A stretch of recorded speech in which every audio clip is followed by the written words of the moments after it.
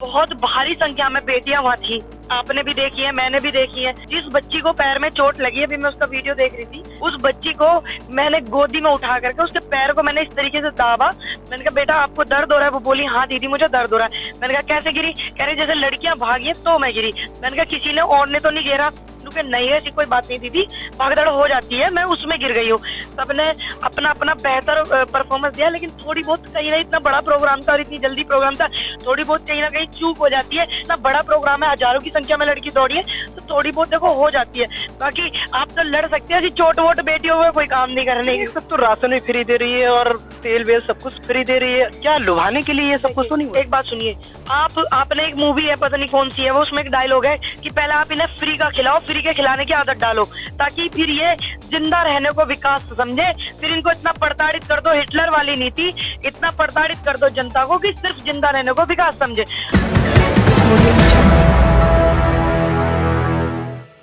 आज हम मौजूद हो गए हैं भैया बरेली में, और बरेली में हमारे साथ है पूनम पंडित, जो कि मिनी मैराथन में भगदड़ होने के कारण वहाँ पर कई बच्चियां घायल भी हुई। क्या कहना है? मैं बताती हूँ, देखिए मैराथन थी तो इसलिए हम लोग आए हुए थे बेटियों को जागरूक करने के लिए, उत्साह उनका बढ़ाने के लिए। देखिए बहुत भारी संख्या में बेटियां वहाँ थी, आपने भी देखी है, मैंने भी देखी है। लेकिन जब इतनी भारी संख्या में बेटी होती है और खास करके मैराथन में, आपने एक चीज भी देखो कि वहाँ पे एम्बुलेंस वगैरह सब चीज है, लेकिन थोड़ा बहुत हो जाता है। जिस बच्ची को पैर में चोट लगी है, अभी मैं उसका वीडियो देख रही थी, उस बच्ची को मैंने गोदी में उठा करके उसके पैर को मैंने इस तरीके से दाबा। मैंने कहा बेटा आपको दर्द हो रहा है? वो बोली हाँ दीदी मुझे दर्द हो रहा है। मैंने कहा कैसे गिरी? कह रही जैसे लड़कियां भागी तो मैं गिरी। मैंने कहा किसी ने और ने तो नहीं घेरा? नहीं ऐसी कोई बात नहीं दीदी, भागदड़ हो जाती है, मैं उसमें गिर गई हूँ। मैंने कहा कोई बात नहीं। फिर एम्बुलेंस बुलाई, उसको क्या बोलते हैं वहाँ पे ट्रीटमेंट के लिए मैंने बोला, मैंने कहा बेटा आप जो है ट्रीटमेंट कराओ। तो ऐसा नहीं है, मैराथन में बहुत सारी लड़कियां थी तो भीड़ में ऐसा होता है, लेकिन किसी को भी चोट लगी है तो मैं माफी चाहती हूँ आपसे। बाकी आप तो लड़ सकती हैं, आप निकली है इतिहास रचने के लिए, आप निकली है देश की उन तमाम बेटियों को जगाने के लिए, आप निकली है देश की तमाम उन बेटियों के साथ खड़े होने के लिए जिनके बलात्कार हो जाते और कोई खड़ा नहीं होता। तो ऐसी जो हमारी वीरांगनाएं हुई है, झांसी की रानी, अहिल्याबाई होलकर जी, है ना, पद्मावती, इतनी सारी जो हुई है हमारी वीरांगनाएं, और इंदिरा जी आयरन लेडी, तो उन्होंने भी हमारे देश के लिए, उनकी तो जान चली गई। अगर हमारे देश हित में, देश को जगाने के हित में इस तरीके का कुछ होता है तो हमारे लिए तो बड़ी सौभाग्य की बात है। लेकिन सब अपने घर पे स्वस्थ रहे, अच्छे से रहे, मैं ये उम्मीद करती हूँ और कामना करती हूँ। बाकी आप ऐसी चोटों से नहीं डरोगी, स्पोर्ट्स पर्सन हो यार, लड़की हो, लड़ सकती हो। आपने कांग्रेस ज्वाइन कर ली, कांग्रेस ही ज्वाइन क्यों? क्योंकि बात है ना पूरे देश की है, पूरा देश खतरे में, संविधान खतरे में, लोकतंत्र खतरे में, हमारे पूरे देश में किसान है, युवा बेरोजगार पूरे देश में है, बेटियों पर अत्याचार पूरे देश में होते हैं। तो इसीलिए मुझे बेहतर जो विकल्प लगा वो कांग्रेस लगा, तो इसलिए मैंने कांग्रेस को चुना। और कांग्रेस ने हमारे देश को राजीव गांधी जैसे, इंदिरा जी जैसे प्रधानमंत्री दिए हैं, हमारे देश को बहुत कुछ दिया है कांग्रेस ने, और कांग्रेस को भी देश ने बहुत सारा प्यार दिया है। अगर कांग्रेस को देश प्यार नहीं करता तो इतने सालों तक कांग्रेस नहीं रहती। तो इसीलिए पूरे देश हित में मैंने कांग्रेस ज्वाइन की। अच्छा दीदी ये बताओ कि बरेली में क्या व्यवस्थाओं की बात करेंगे तो व्यवस्थाएं नहीं थी जो उनको चोटें हो गई? नहीं देखो, जो मैराथन होती है वो रोड पे ही होती है, आपको भी पता है, भारी संख्या में लड़कियां आई थी, व्यवस्था जो थी, वॉलंटियर्स वगैरह सब कुछ खड़े रहे हैं, ठीक है, ऐसा नहीं है कि नहीं खड़े थे, सबने अपना अपना बेहतर परफॉर्मेंस दिया। लेकिन थोड़ी बहुत कहीं ना, इतना बड़ा प्रोग्राम था और इतनी जल्दी प्रोग्राम था, थोड़ी बहुत कहीं ना कहीं चूक हो जाती है। लेकिन हमारे प्रोग्रामों में ये नहीं होता कि कांग्रेस का नेता, कांग्रेस की किसी की महिला का या किसी और नेता महिला का या किसी भी महिला की साड़ी खींचे, ठीक है, उसके साथ बदसलूकी करे। हमारे प्रोग्रामों में ऐसा नहीं होता ना, हमारे कांग्रेस परिवार में ऐसा कबाड़ा भरा हुआ है। अगर इस तरीके का कबाड़ा होता तो हम उसका खुद ही विरोध करते हैं। तो हमारे वो लोग नहीं है, जैसे लखीमपुर में आपने देखा था, जिला पंचायत चुनाव हुए थे, सारे चुनाव हुए थे, उस समय एक महिला की साड़ी खींच दी गई थी। उस समय 11 महिला मंत्रिमंडल में थी, लेकिन एक भी बोलने के लिए तैयार नहीं थी, चाहे बेशक वो हमारे से दूसरी पार्टी में, लेकिन हमारा फर्ज बनता है, एक औरत है, एक महिला है, जो गलत है तो गलत है।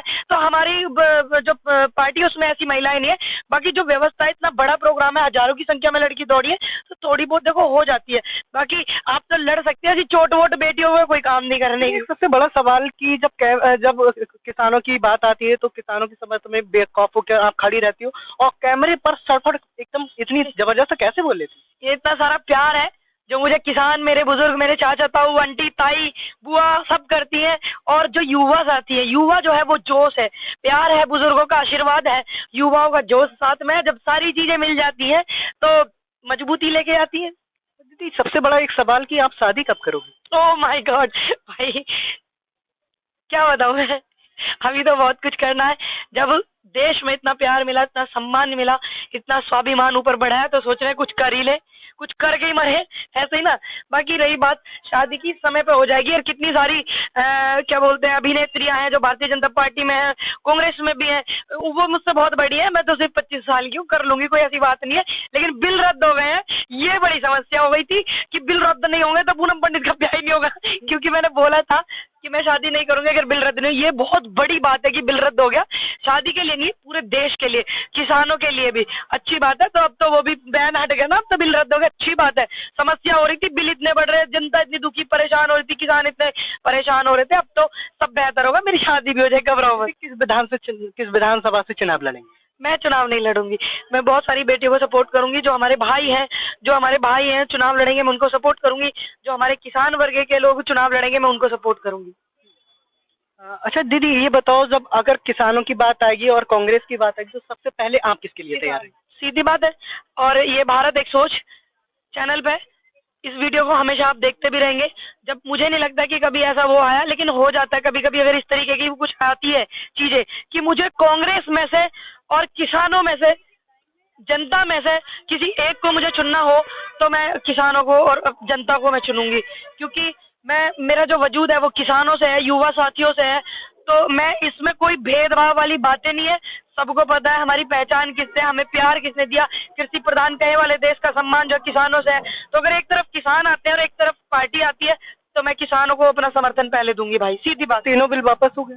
तीनों बिल वापस हुए, एमएसपी पक्की नहीं हुई ना थी। दीदी अब क्या लगता है किसकी सरकार बनने वाली है? एक तो भाजपा सरकार कहती है सबका साथ सबका विकास, क्या लगता है सरकार में सबका साथ सबका विकास होगा? अगर सबका साथ सबका विकास होता तो देश में इतना बड़ा आंदोलन नहीं होता 1947 के बाद। ठीक, सबका विकास सबका साथ होता तो यूपी की राजधानी लखनऊ इको गार्डन में 10-12 आंदोलन चल रहे हैं, वो नहीं होते। सबका साथ सबका विकास होता। दिल्ली में, भारत की राजधानी दिल्ली में जो है एसएससी के जो बच्चे हैं वो आंदोलन कर रहे हैं, वो नहीं होते। सबका साथ सबका विकास होता तो तुम्हारे जैसे जो युवा है वो आंदोलनों में, हमारे जैसे युवा आंदोलन में नहीं होते, नौकरी पे होते। तो सबका साथ सबका विकास कहाँ है? अब तो राशन भी फ्री दे रही है और तेल वेल सब कुछ फ्री दे रही है, क्या लुभाने के लिए ये सब कुछ तो नहीं हुआ? एक बात सुनिए, आपने एक मूवी है, पता नहीं कौन सी है वो, उसमें एक डायलॉग है कि पहले आप इन्हें फ्री का खिलाओ, फ्री के खिलाने की आदत डालो, ताकि फिर ये जिंदा रहने को विकास समझे। फिर इनको इतना प्रताड़ित कर दो, हिटलर वाली नीति, इतना प्रताड़ित कर दो जनता को कि सिर्फ जिंदा रहने को विकास समझे। तो आप एमएसपी दे दो, आप एमएसपी दे दो ना। रही बात राशन फ्री, ईमानदारी से बताना 2005 में राशन नहीं मिलता था, याद है आपके?